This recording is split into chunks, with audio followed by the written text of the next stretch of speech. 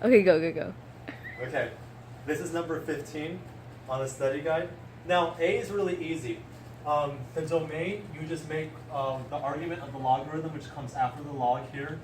It has to be greater than 0. So the domain here is simply x is greater than 0. For a logarithm, your range will always be all real numbers.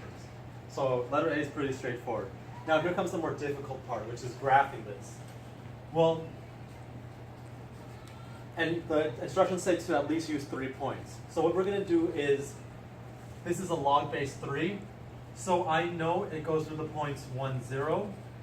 It goes through the points 3, 1. And it goes through the point 1/3, -1. If you don't remember this, you could always think about that this is the inverse of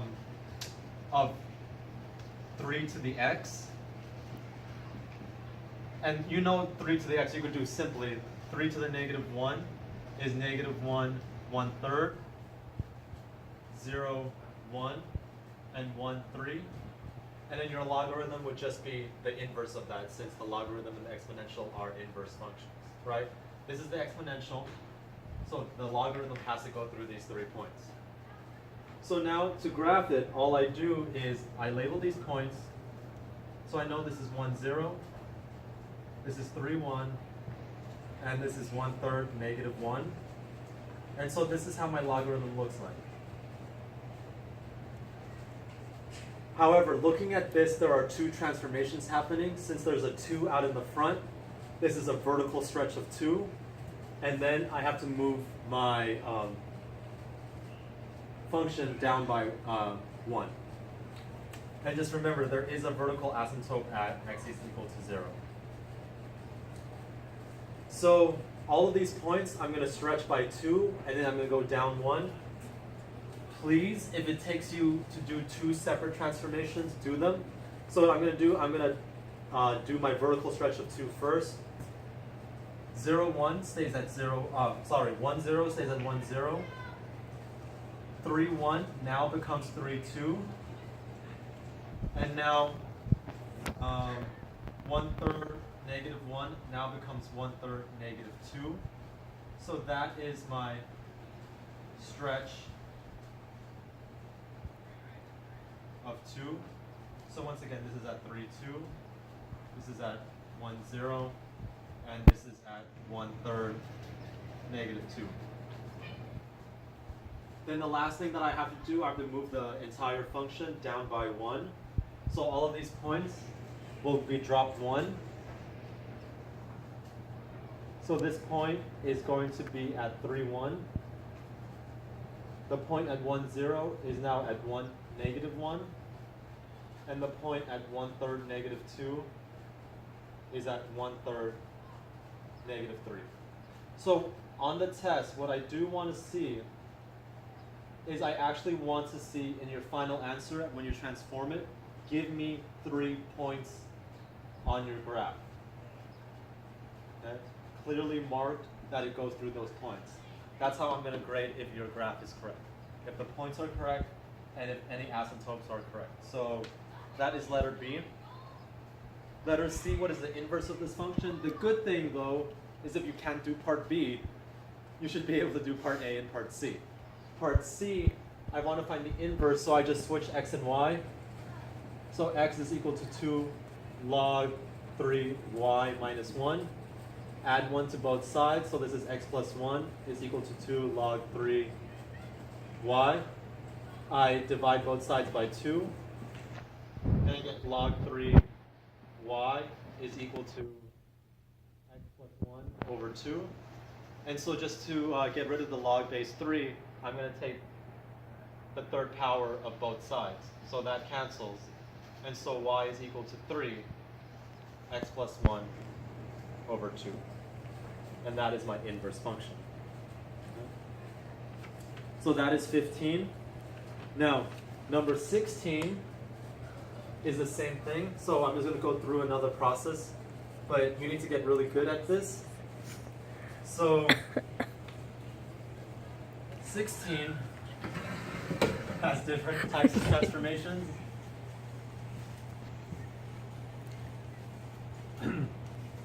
So 16 is log base 4 of 2x plus 3.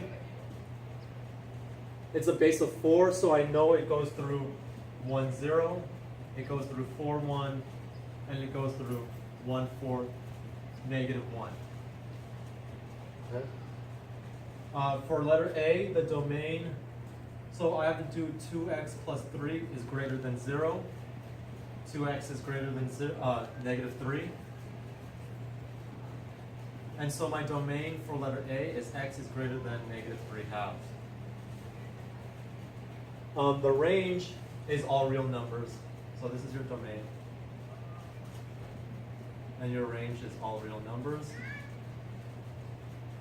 Now if I'm going to graph this, 1, 0, 4, 1, and 1, 4, negative 1, this is my original graph.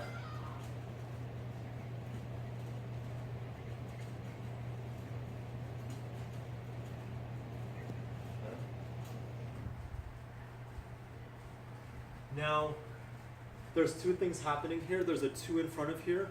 Remember, when it's attached to the 2, it's horizontal, but now everything is counterintuitive.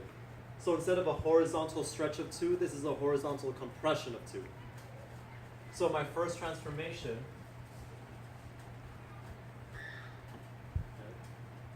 is, instead of 4, 1, I'm now going to be at 2, 1.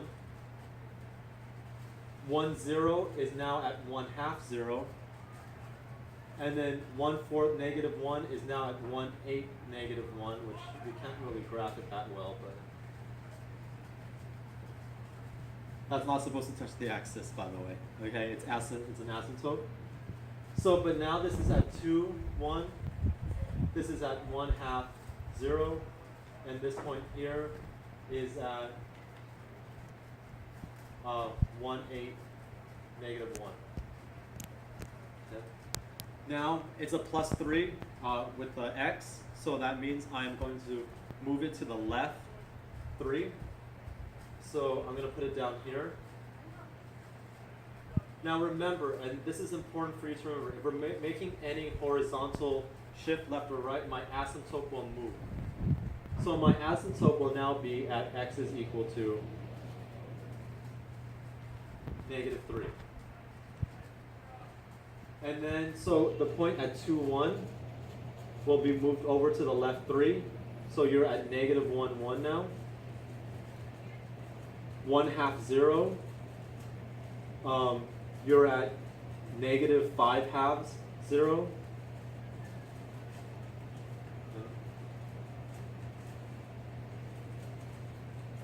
And then 1, 8, negative 1. 1, 8, and you move it to the left 3, that's around negative 2 and 7/8. So your 3 points are right here. I know that's really hard to see, but you could tell with your graph, 2, 1 is now negative 1, 1. This point here is negative 5 halves, 0. And then this point down here is negative 2 and 7/8, negative 1. Okay. And that's how you do part B. And last C, part C, I switch the x and the y, so this becomes x is equal to log base 4, 2y plus 3. I'm going to go ahead and take the fourth power of both sides. So this cancels and I have 4x is equal to 2y plus 3.